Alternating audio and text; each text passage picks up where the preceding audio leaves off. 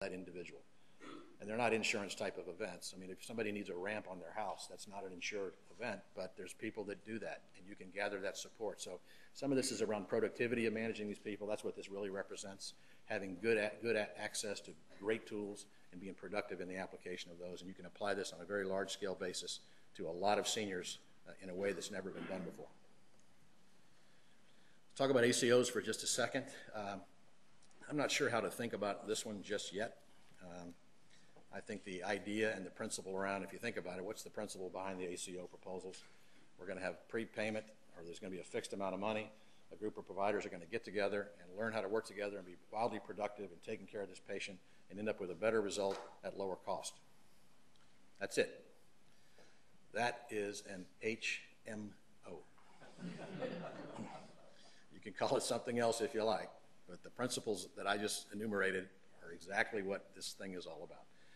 So we'll see. As a company, we've been out there for a long time trying to figure this out. We're on the forefront of these ACO relationships. We have a number of them already, and we're seeing these things develop in a number of ways. And I think the big question at this point is, first of all, do they have any traction? And based on what I've seen, I think the economic model of them is probably not strong enough for there to be a lot, but we'll see. Two, it's uncertain whether it's going to be hospital-centered, primary care-centered, or specialty-centered, or whether the payers are going to have any involvement with these things. I think we're probably going to see a little bit of all of that across the country. But I think that at this point, this is very uncertain, and the set of rules that came out were quite complex, and I think put a lot of people back on their heels. So this is probably, in the entire bill, the thing that has the potential to have some cost management implications and true organizational change strength to it. But again, I'm not sure exactly how it's going to play out. We'll have to wait and see. We have one in Louisville, for example, one of the first few, working with Dartmouth and Brookings, with the Norton Healthcare system there. It's developing. And basically the core principles are an integrated care delivery among provider teams, define patient population to measure, and pay for results based on improved outcomes and cost. I mean, those are really high-level principles. I think one of the biggest weaknesses of the current structure that's being proposed is the lack of strong attribution of a patient with a group, which is in our space something that's not a problem. So we'll see how this plays. Let's talk about IT for just a second. I spend a lot of time in Washington, and I can tell you, every once in a while, somebody, believe it or not, will stop me and say, all right, you're king for a day. What would you do? And I say, well, if I could only do one thing, it would be to connect this system and make it digital. And I'm talking about every player and every component. Because the minute you get that, you start getting Six Sigma application, continuous process improvement. You have metrics, you have speed, you have real-time movement of information, data, and it becomes suddenly very actionable. And I don't know how many of you all have sat in front of a patient sitting with one of those big, thick paper documents, clueless about where that patient has been over the last 6 months in terms of bouncing around the system. And I can tell you that in the senior population, it's a problem because they do move around, and the docs don't always know what's going on with everyone else. So if I was going to do one thing, that would be it. In order to do that, you can't apply technology without standardization, simplification.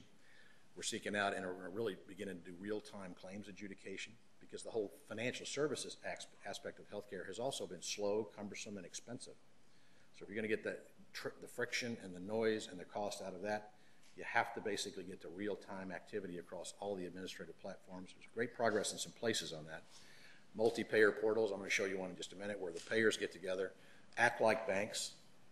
The reason ATMs work well is because the banks all figured out how to work together, and there's a standardized approach to that. We don't see that in healthcare very often, but it's doable. Evidence-based medicine, I know that makes some people uneasy about cookbook type of medicine approaches to things, but let's don't worry about absolute cookbook medicine until we get some level of evidence-based activity underway. I think that's a problem we deal with later. Clearly, we need to have a better understanding of how people are treated. I used to be, as a hospital administrator, I was always fascinated when I'd be sitting in a group of physicians in a meeting, and I was in them all the time, and there would always be a conversation about the local standard of care. And just as a layperson, I kept thinking, what in the world about treating this patient would be local in nature? It never made any sense whatsoever to me, but I'm a layperson. I don't know, you probably understand that better. And then lastly, actionable information for consumers. I'll show this. This basically is out there already, so it's doable, this debate about can we connect the system. I mean, there are some initiatives out there where we're beginning to get some traction. This was one of those multi-payer solutions I talked about, where a number of us got together, and we started in Florida, and virtually every payer in Florida has a standardized approach to interaction with all providers. So 100% of the doctors, hospitals, and everyone in Florida go through a standardized approach to doing business with the financial services side of healthcare.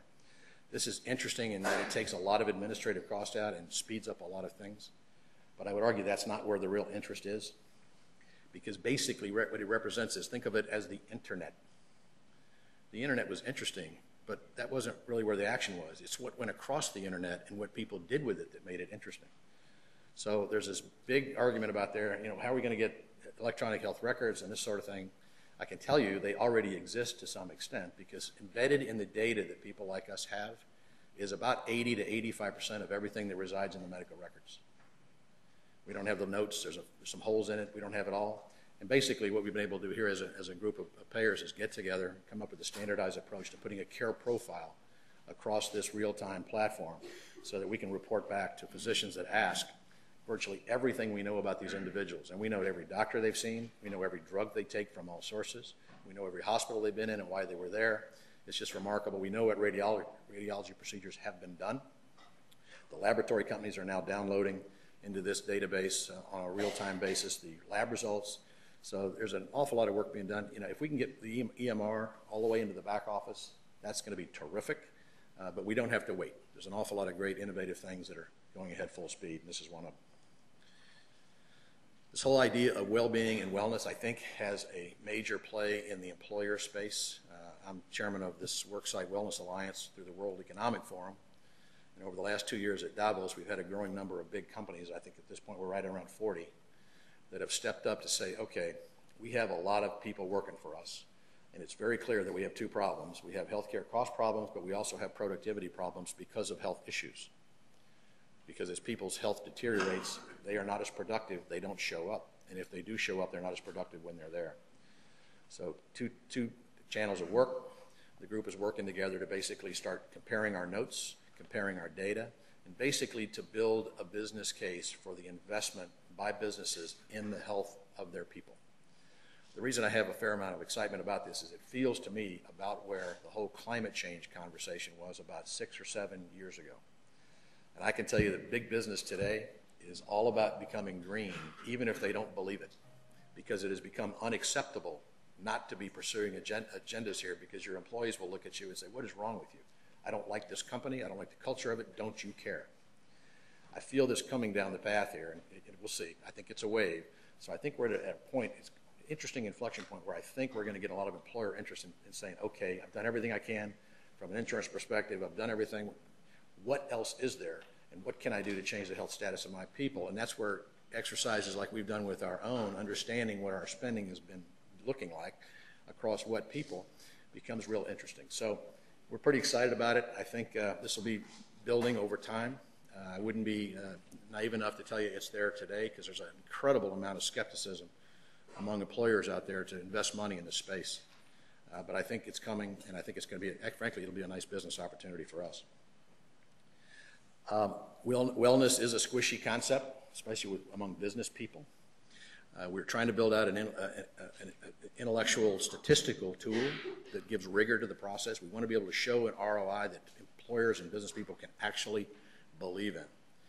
And as a company, we did a lot of work around trying to find and build a platform to do everything from clinical assessments, health risk assessments, but to integrate also the idea of risks or risk rewards and incentives into this whole behavioral economics area all together in a single platform. And basically, we're going to roll this out this year, and it's basically taken a lot of the stuff I just talked about and put it together. So there's a health risk assessment as part of this Vitality program. It goes to this idea of know your numbers, but in this particular case, it produces an interesting number because it'll tell you how old you really are. It has nothing to do with the clock. So you'll finish your risk assessment. You may think you're 37 years old, but you'll be told, no, you're 58. And it grabs people's attention. Now, this particular program has been in South Africa for a long time. There's several million people that have been operating in this environment. That's why I know this platform actually works for a long time, and you can see a progression of what happens with people over time as you integrate all this. So basically, after you go through the process of determining how old you really are, there's a whole interesting interactive way to develop a program for yourself around certain things. And then you end up in a various category in terms of a personal pathway. ultimately you get assigned a category. This is where frequent flyer miles and things like that start showing up in this context. So you become blue all the way up to platinum, and you're earning currency through a lot of health and wellness sort of activities over time. And basically, at the end of the day, you're in a position where you can basically buy things. This is the categories of things that happen under education, health risk assessments, first aid certification, CPR, online calculators. Do you know how to use them? Fitness, the obvious ones that we look at. Healthy living, are you tobacco free? What's going on with your blood pressure? All these things produce interactions with individuals, and over time, a collection of currency for chasing and following and knowing these things. And then you have to realize that in a consumer world, you have to meet people in a different place, because people are not the same when it comes to, so if you think like a consumer company, you rethink the way healthcare actually operates, and it goes all the way out to them redeeming their rewards. So what you have out there is you have people they'll earn 15 points, and if that gets them a free movie ticket, they spend it instantly. You probably have teenagers that behave like this. You have others that are real savers. And so in terms of hitting people where they are and getting them motivated, they will be motivated by different things. So there's 600,000 types of products and services out there with the intent of allowing people to get engaged around seeking out something that they want based on their own motivation. But the way to build that currency is the same for all of them in terms of their activities, and they're all health and well-being over time related. So again, that one actually has been up for a very long time, and operational is very strong. The whole idea of gathering data is becoming new and different. We've had pedometers around for a long time. We've had other things, all your phones, and there was some interesting news on the idea that the Apple folks know you're all sitting in this room right now if you have that thing turned on. That also is a pedometer and can be used for exactly the same type of thing. So there's an opportunity to interface in mobility to really get real time, because virtually every human being at this point carries a phone. So we have a way to communicate with people every minute of every day, basically. And the question is, now bring that to healthcare, bring that to a wellness platform, bring that to motivational behavior changes, bring that to incentives and rewards, put all of that together, and how does that particular machine now begin to change behaviors? Because it's the way people are living anyway. That's all about the sustainable behavior change concept. Basically, we're rolling this out at this point around the idea that there's a backup, interesting and fun thing